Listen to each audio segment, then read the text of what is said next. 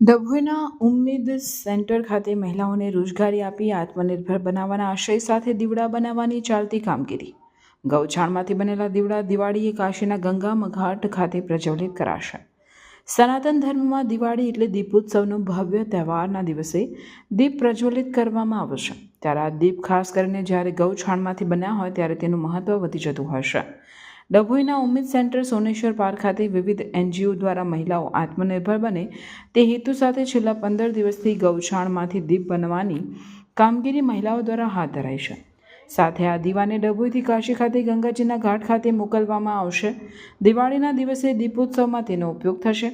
દિવાળીના તહેવારો નજીકના સમયમાં આવી રહ્યા છે. સનાતન ધર્મમાં દિવાળી એટલે ભગવાન શ્રીરામ અસત્ય ઉપર વિજય મેળવી જ્યારે અયોધ્યા પરત આવ્યા ત્યારે સમગ્ર દેશમાં દીપોત્સવની ઉજવણી કરવામાં આવી હતી. ત્યારથી દિવાળીના દિવસને સનાતન ધર્મના લોકો દીપોત્સવ તરીકે ઉજવણી કરે છે. બીજી તરફ વડાપ્રધાન નરેન્દ્રભાઈ મોદી દ્વારા દેશમાં સ્વદેશી વસ્તુઓની ખરીદી માટે આગ્રહ રાખી રહી હોય અને દેશની મહિલાઓ સશક્ત બને સાથે આત્મનિર્ભર બને તેવો મુખ્ય ઉદ્દેશ રહ્યો છે.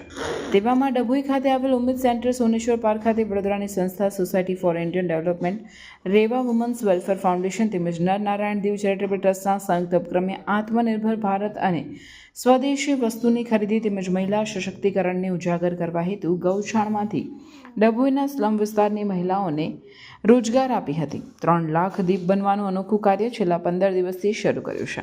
આ દીપ બનાવી સંસ્થા દ્વારા કાશી ખાતે દિવાળીના દિવસે મોકલવામાં આવશે, જ્યાં ગંગા ઘાટ ખાતે ગૌછાણમાંથી બનેલા ડભોઈના ઉમ્મીદ સેન્ટર સોનેશ્વર પાર્ક ખાતે વિવિધ NGO દ્વારા ગૌછાણમાંથી દીપ પ્રજ્વલિત કરવામાં આવશે, જે દીપ બનાવવાની કામગીરી મહિલાઓ દ્વારા હાથ ધરવામાં આવે છે. सशक्त स्त्री समृद्ध समाज हमारे श्री यशस्वी श्री प्रधानमंत्री मोदी जी का सपना है कि बहनें हमारी आत्मनिर्भर बने, आत्मनिर्भर भारत हो. बस उसी उद्देश्य के साथ, उसी सूत्र के साथ हम यहाँ पे गाय के गोबर के दियों का निर्माण करवा रहे हैं. गाय की गोबर जो एक आध्यात्मिक महत्व होता है, वेदों पुराणों में से बहुत पवित्र माना गया है.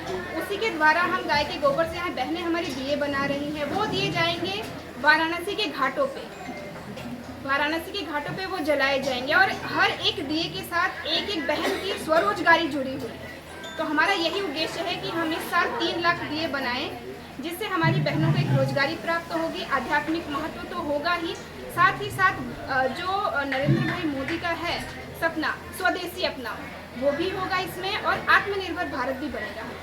અમે સોસાયટી ફોર ઇન્ડિયન ડેવલપમેન્ટ, રેવા વુમન્સ વેલફેર ફાઉન્ડેશન, નરનારાયણ દેવ ચેરિટેબલ ટ્રસ્ટ દ્વારા ગાયના છાણમાંથી દીવા બનાવી અને એ દીવા કાશી ગંગાજીના ઘાટ પર પ્રગટાવવાના છે. એ દીવા બહેનો દ્વારા તૈયાર કરી અને એ લોકોને એક કામ આપી એમને રોજગારી આપવામાં આવે છે. ત્યાર પછી આ દીવા દેવ દિવાળીના દિવસે કાશીમાં પ્રગટાવવાના છે, જેનું એક બહુ મોટું મહત્ત્વ છે કે તે દિવસે કાશીમાં દેવો ત્યાં સ્નાન કરવા માટે આવે છે અને ત્યાં માતા પિતા અને પ્રિયજનોના નામના દીવા પ્રગટાવી અને એક પુણ્ય અને મોક્ષની પ્રાપ્તિ થાય છે. આપણા નરેન્દ્રભાઈ મોદી જે ગુજરાતના છે અને પ્રધાનમંત્રી છે, પ્લસ એમનો સાંસદીય ક્ષેત્ર વારાણસી છે.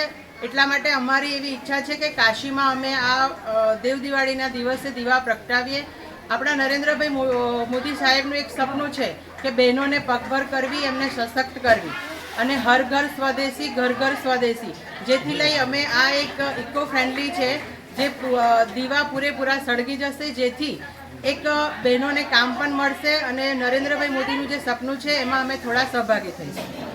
કેટલા હજાર દીવા ત્યાં અમે 3 લાખ દીવા બનાવવાનું કામ ચાલુ છે. અત્યારે બહેનો બનાવી રહી છે. બહેનો નહીં તો 2 કલાકમાં 300 થી 350 દીવા બનાવી રહી છે, જેથી અમારું ટાર્ગેટ છે 3 લાખ દીવા. જો આવા સપનામાં અને આવા સહકારમાં તમે સહભાગી થાવ એવી અમારી ઈચ્છા.